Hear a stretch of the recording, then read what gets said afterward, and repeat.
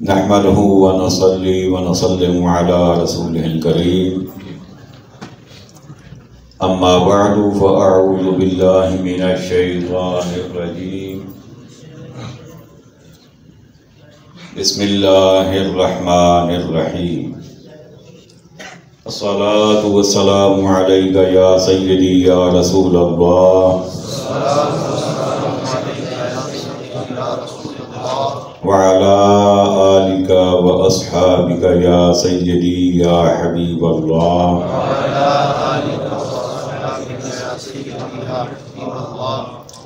الصلاة والسلام عليك يا سيدي يا رحمة للعالمين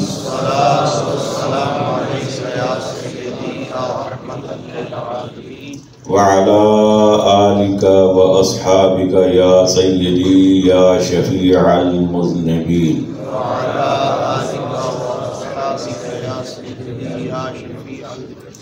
واجب صدر عظیم، بزرگان دین و ملت، نوجوانان اہل سنت، آج کا ہمارا جو درس ہے وہ بھی ایک اعتراض کا جواب ہے، یا یوں سمجھیے کہ ایک غلط فہمی کا ازالہ ہے۔ کہا یہ جاتا ہے کہ اللہ تعالیٰ کی صفات اگر کسی اور میں مان لی جائیں تو شرک ہو جاتا ہے۔ پھر سن لیجئے، اللہ تعالیٰ کی صفات، اس کی خوبیاں اگر مخلوق میں یعنی انبیاء و اولیاء میں مان لی جائیں تو شرک ہو جاتا ہے، اور ایسا ماننے والا مشرک ہوتا ہے۔ اس کا جواب یہ ہے مختصراً کہ اللہ تعالیٰ کی بعض صفات ایسی ہیں جو واقعتاً مخلوق میں نہیں پائی جاتی، لیکن کچھ صفات ایسی بھی ہیں جو اس نے خود مخلوق کو عطا فرما رکھی ہیں، نہ صرف انبیاء و اولیاء بلکہ ہر انسان کو اس نے وہ عطا فرما رکھی ہیں۔ اب میں قرآن مجید فرقان حمید سے آپ کے سامنے دلائل پیش کرنے لگا ہوں، آپ نے توجہ سے سنتے جانا ہے، اور آخر میں انشاءاللہ تعالی ہم اس کا نتیجہ بھی حاصل کریں گے کہ جب یہ صفات دونوں طرف پائی جا رہی ہیں تو شرک کیوں نہیں ہے۔ سب سے پہلا سمیع و بصیر۔ سمیع کا مطلب ہوتا ہے سننے والا، بصیر کا مطلب ہوتا ہے دیکھنے والا۔ سورہ بنی اسرائیل آیت نمبر 1 ارشاد ربانی ہے اِنَّهُ هُوَ السَّمِيعُ الْبَصِيرُ، فرمایا بلا شبہ وہ یعنی اللہ تعالی سمیع بھی ہے، بصیر بھی ہے۔ سورۃ الدہر آیت نمبر 2 فرمایا فَجَعَلْنَاهُ سَمِيعًا بَصِيرًا، فرمایا ہم نے انسان کو سمیع و بصیر بنایا ہے، یعنی اللہ تعالیٰ بھی سننے والا، انسان بھی سننے والا، اللہ تعالیٰ بھی دیکھنے والا، انسان بھی دیکھنے والا۔ اور یہاں پر انسان کی بات ہے، نبی یا ولی کی بات نہیں ہے، ان کا درجہ تو بلند ہوتا ہے نا، بہت بلند ہوتا ہے، عام انسان کی بات ہے۔ آگے چلیے، رؤوف اور رحیم، یہ دو صفات سورۃ البقرہ آیت نمبر 143 ان اللہ بالناس لرؤوف الرحیم، بلا شبہ اللہ تعالی اپنے بندوں پر رؤوف بھی ہے، رحیم بھی ہے۔ سورۃ التوبہ آیت نمبر 128 لقد جاءكم رسول من انفسكم عزيز عليه ما عنتم حریص علیکم بالمؤمنین رؤوف الرحیم۔ اس آیت مبارکہ میں اللہ تعالیٰ نے ہمارے پیارے آقا علیہ الصلوۃ والسلام کو بھی رؤوف و رحیم فرمایا ہے۔ ولی فرمایا سورۃ المائدہ ہے، آیت نمبر 155 ہے، انما ولیکم، بلا شبہ اللہ تمہارا ولی ہے۔ اور اس سے اگلے الفاظ اسی آیت میں یہی ہیں، وَرَسُولُهُ، اور اس کا رسول بھی تمہارا ولی ہے، وَالَّذِينَ آمَنُوا، اور ایمان والے بھی تمہارے ولی ہیں۔ تو گویا اللہ بھی ولی، رسول بھی ولی، ایمان والے بھی ولی۔ اس کے بعد ہے شہید، سورۃ الاحزاب آیت نمبر 55، ان اللہ علی کل شیء شہیدا، بلا شبہ اللہ تعالی ہر چیز پر گواہ ہے، شہید کا معنی گواہ۔ سورۃ البقرہ آیت نمبر 143، وَيَكُونَ الرَّسُولُ عَلَيْكُمْ شَهِيدًا، فرمایا یہ جو رسول ہیں پیارے محبوب محمد گرامی صلی اللہ تعالی علیہ وآلہ وسلم، بروز حشر قیامت کی ہولناک گھڑیوں میں یہ بھی تمہارے گواہ ہوں گے، شہید ہوں گے، یعنی گواہی دیں گے۔ تو گویا اللہ تعالیٰ نے اپنے لیے بھی یہ صفت ہمیں بتائی اور اپنے محبوب کے لیے بھی بتائی۔ سورۃ الفاتحہ آیت نمبر 1، الحمدللہ رب العالمین، رب، تمام تعریفیں رب کے لیے جو جہانوں کا رب ہے۔ رب کی صفت اللہ نے یہاں اپنے لیے بتائی ہے۔ اور سورہ یوسف آیت نمبر 41، یا صاحب السجن اما احدکما فیسقی ربہ خمرا، جیل میں جب حضرت یوسف علیہ السلام زندان میں تھے، قید میں تھے، تو وہاں دو قیدیوں نے اپنے اپنے خواب آپ کے سامنے بیان کیے کہ ایک نے کہا میں نے یہ خواب دیکھا، دوسرے نے کہا میں نے یہ دیکھا، اور حضرت یوسف علیہ السلام سے تعبیر انہوں نے جاننا چاہی۔ تو یوسف علیہ السلام نے فرمایا کہ ان میں سے ایک اپنے جیل کے ساتھی سے فرمایا کہ تم دونوں میں سے ایک جو ہے وہ اپنے رب کو شراب پلائے گا۔ یہاں رب سے مراد اس کا حاکم ہے۔ تو رب اللہ تعالیٰ نے اپنے لیے بھی یہ صفت رب کا یہاں پر اعلان فرمایا، اور دوسرے مقام پر جیل کے قیدی کا جو مالک تھا، جو حکمران تھا، اسے بھی رب کہا گیا۔ اس کے بعد نیکسٹ آ جائیے، علیم اور حفیظ، دو صفات۔ علیم کا مطلب جاننے والا، حفیظ کا مطلب حفاظت فرمانے والا۔ سورۃ الملک آیت نمبر 13، انہو علیم بذات الصدور، بے شک اللہ تعالی دلوں کے بھید جاننے والا ہے، علیم ہے۔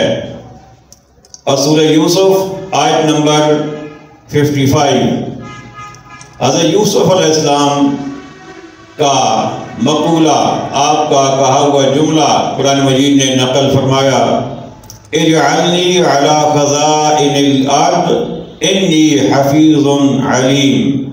حضرت یوسف علیہ السلام وقت کے حکمران سے فرما رہے تھے، جب اس نے خواب دیکھا، اس کی تعبیر یوسف علیہ السلام سے پوچھی، تو آپ نے فرمایا کہ 7 سال بڑے خوشحالی کے ہوں گے اور اگلے 7 سال بڑے ہی طاعت والے ہوں گے۔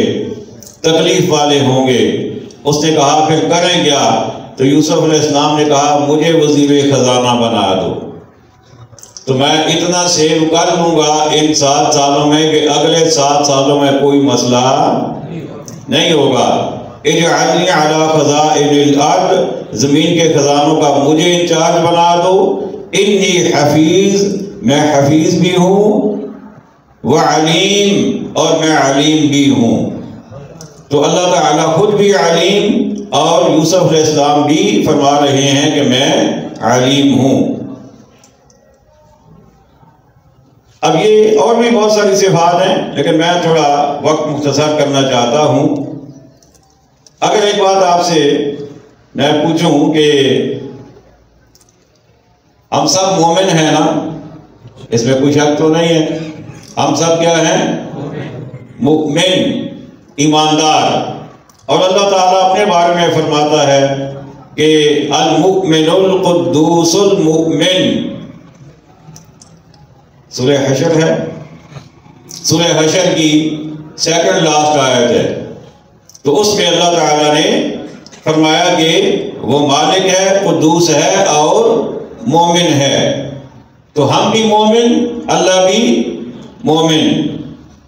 آگے چلیے، غنی، فَإِنَّ اللَّهَ غَنِيٌّ عَنِ الْعَالَمِينَ، اللہ تعالیٰ سارے جہانوں سے بے نیاز ہے، غنی ہے۔ غنی کا مطلب مالدار بھی ہوتا ہے، غنی کا مطلب بے نیاز بھی ہوتا ہے۔ معنی کا فرق رکھنا پڑتا ہے، ترجمہ کرنے سے پہلے یہ دیکھنا پڑتا ہے کہ یہ کس کے بارے میں ہے، تو پھر معنی یہاں پہ کیا ہمیں کرنا ہوگا۔ لیکن لفظ کی بات ہو رہی ہے، غنی کا لفظ اللہ تعالیٰ نے اپنے لیے استعمال فرمایا، اور ابھی میں جب کچھ الفاظ بولوں گا تو آگے آپ خود بولیں گے۔ حضرت سیدنا عثمان غنی، وہ بھی تو غنی ہے نا۔ اچھا آگے چلیے، علی، اللہ تعالیٰ کی صفت ہے، وَهُوَ الْعَلِيُّ الْعَظِيمُ، آیت الکرسی کے آخری الفاظ ہیں، اور وہ علی بھی ہے، عظیم بھی ہے۔ اور حضرت سیدنا مولا علی رضی اللہ تعالی عنہ۔ اس کے بعد ہمارے ہاں کچھ عہدے ہوتے ہیں، وکیل ایک عہدہ ہے۔ آپ کچہری میں جائیں تو آپ کو وکیل ہی وکیل نظر آئیں گے، انہیں ہم وکیل کہتے ہیں جو قانون جانتا ہے۔ اور اللہ تعالیٰ اپنے بارے میں فرما رہا ہے، وَنِعْمَ الْوَكِيلُ، وہ بہت اچھا وکیل ہے۔ اب معنی کا فرق رکھنا ہے ہم نے، یہ میں نے پہلے کہہ دیا، اور اس سے آگے وضاحت بھی انشاءاللہ آئے گی اس چیز کی۔ تو یہ کچھ مثالیں میں نے آپ کو دی ہیں، میں نے یہاں 20 لکھی ہوئی ہیں، لیکن میں خیال میں نے 10-12 آپ کو دی ہیں تاکہ صرف بات واضح ہو جائے کہ بہت ساری چیزیں ہیں، ایسی صفات ہیں جو اللہ تعالیٰ نے خود اپنے بندوں کو عطا فرما رکھی ہیں، جو اس کی بھی ہیں اور بندوں کی بھی ہیں۔ اب سوال یہ ہے کہ اگر دونوں طرف ہیں تو شرک کیوں نہیں ہے؟ اب اس بات پہ دھیان دیجیے، پوری توجہ کیجیے گا۔ اس کا جواب یہ ہے کہ جو صفات میں نے ابھی آپ کے سامنے بیان کی ہیں، یا جو اور بھی یہاں لکھی ہوئی ہیں، جو دونوں طرف پائی جا رہی ہیں، ان کے بارے میں ایک جملہ اپنے ذہنوں میں محفوظ کر لیجیے کہ یہ صفات وہی تو ہیں لیکن ویسی نہیں ہیں۔ کیا میں نے کہا؟ وہی تو ہیں لیکن ویسی نہیں ہیں۔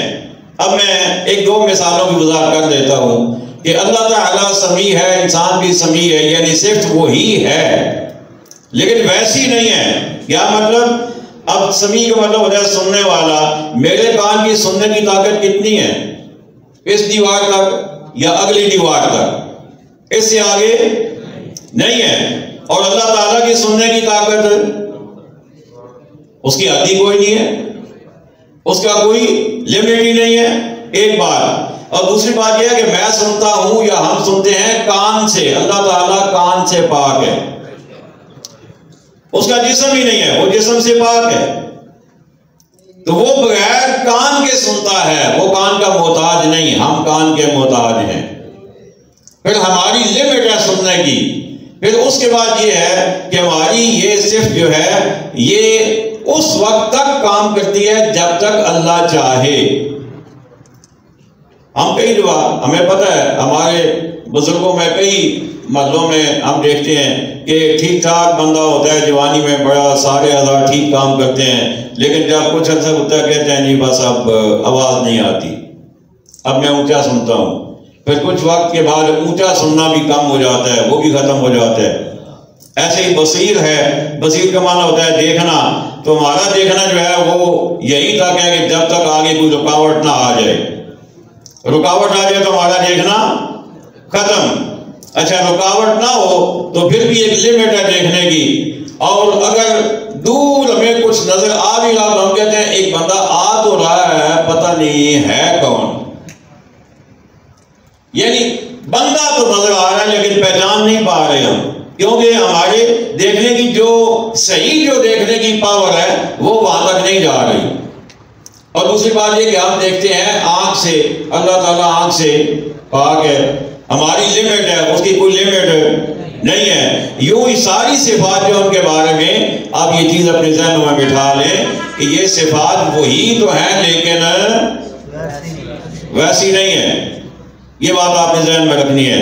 دوسری بات، شرک اس لیے نہیں ہے کہ اللہ تعالیٰ کی صفات اپنی ہیں اور ہماری عطائی ہیں، اس کی ذاتی ہیں، اسے کسی نے نہیں دی، وہ کسی کا محتاج نہیں ہے، اسے کسی سے لی نہیں ہے، جبکہ ہماری اللہ کی عطا کردہ ہے۔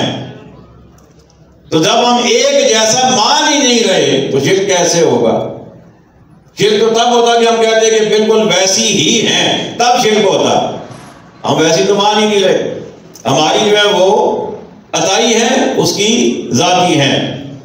اچھا اس کے بعد اس کی جتنی صفات ہیں وہ غیر فانی ہے، ہماری صفات جو ہے یہ فانی ہے، یہ فنا بھی ہو جاتی ہے، پورا انسان ہی فنا ہو جاتا ہے، موت کے گھاٹ اتر جاتا ہے، قبر میں جاتا ہے، اس کے اعضاء سارے ختم، ہڈیاں، پھر ہڈیاں بھی نہیں رہتی۔ تو ہماری صفات جو ہے یہ فانی ہے، فنا ہونے والی ہیں، اللہ تعالیٰ کی صفات فنا ہونے والی نہیں ہیں۔ اور اس سے اگلی بات، ہماری صفات جو ہیں یہ ایک وقت تھا کہ نہیں تھی، ہم خود ہی نہیں تھے، ہمارا وجود ہی نہیں تھا، تو جب کان ہی نہیں تھا تو اس کی صفت کہاں ہوتی، جب آنکھ ہی نہیں تھی تو اس کی صفت کہاں ہوتی؟ تمہاری صفات نہیں تھی، پھر اللہ نے دی، اور ایک وقت آئے گا کہ یہ نہیں رہیں گی، لیکن اللہ کی صفات ہمیشہ سے ہیں، ہمیشہ کے لیے ہیں، جسے ازلی و ابدی کہتے ہیں۔ ازلی کا مطلب ہمیشہ سے ہیں، ابدی کا مطلب ہمیشہ کے لیے ہیں، جبکہ مخلوق کی صفات ایسی نہیں ہے، لہذا شرک نہیں ہے۔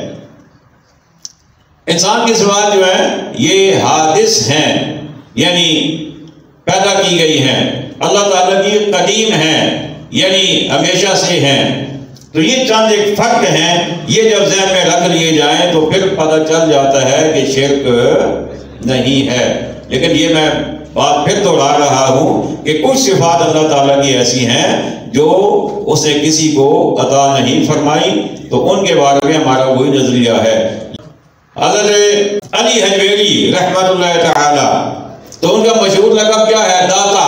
کہتے ہو یہ تو شرک ہو گیا، داتا کہہ دیا تم نے، داتا تو صرف اللہ کی ذات ہے، داتا کا مطلب دینے والا، تو صرف اللہ دینے والا ہے۔ میں نے کہا جی آپ اپنی بات پہ اگر پکے ہیں نا تو پھر آئندہ کے لیے یہ کریں کہ جب صبح صبح آپ کا بیٹا ہے نا، ابو جی اسکول جا رہا ہوں، مجھے پیسے رکھ کے مارو ابو۔ کیوں؟ اسے کہو بھائی داتا تو اللہ ہے، مجھ سے کیوں مانگتے ہو؟ یہ بات سمجھ آ رہی ہے؟ اسے پیسے نہیں دینے، اسے طرح کر کے لگانی ہے کہ داتا تو اللہ ہے تو تم مجھ سے مانگنے آ گئے ہو، اور خود بھی کبھی کسی سے کچھ نہیں مانگنا، جہاں کام کرتے ہو کام کرو لیکن تنخواہ نہیں لینی اس سے، کیونکہ داتا اللہ ہے۔ وہ دے بھی تو کہنا نہیں میں نہیں تنخواہ لیتا، داتا اللہ ہے۔ دکان پہ کام کرتے ہو، کام پیسے نہیں لینے، اب اس کا کیا مطلب ہے؟ داتا کا مطلب دینے والا ہے، لیکن اس دینے والے نے دنیا میں بہت ساروں کو آگے دینے والا بنا دیا ہے۔ اور خود آقا کریم علیہ السلام کا ارشاد گرامی ہے، آقا فرماتے ہیں واللہ یعطی وانما انا قاسم، بخاری شریف کی روایت ہے۔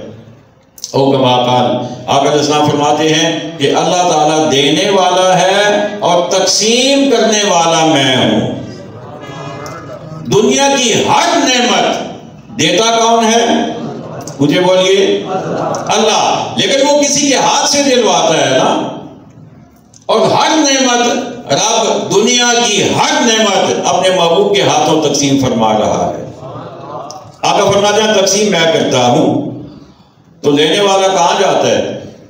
وہی جائے گا نا جہاں تقسیم ہوتا ہے، لے گا تو اسی سے، مانگے گا رب سے، کیونکہ دینے والا وہ ہے، منظوری ادھر سے ہوگی۔ جب بھی ہاتھ اٹھائے گا، یا اللہ مجھے یہ عطا فرما، مجھے یہ عطا فرما، مجھے یہ عطا فرما، مانگے گا اسی سے، لیکن لے گا ادھر سے جہاں سے تقسیم ہو رہا ہے۔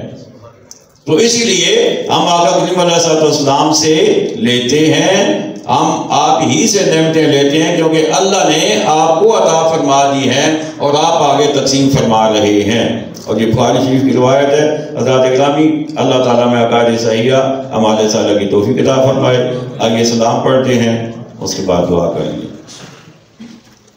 مصطفیٰ جان رحمت پہ لاکھوں سلام، شمع بز میں ہدایت پہ لاکھوں سلام، شمع بز میں ہدایت پہ لاکھوں سلام۔ جس طرف اٹھ گئے دم میں دم آ گیا، جس طرف اٹھ گئے دم میں دم آ گیا، اس نے گائے عنایت پہ لاکھوں سلام، مصطفیٰ جان رحمت پہ لاکھوں سلام۔ الحمدللہ رب العالمین والعاقبۃ للمتقین، والصلاة والسلام على خاتم الانبیاء والمرسلین والمعصومین، وعلى آلہ الطیبین واصحابہ الہادین المہدیین۔ ربنا ظلمنا انفسنا وان لم تغفر لنا وترحمنا لنكونن من الخاسرین۔ ربنا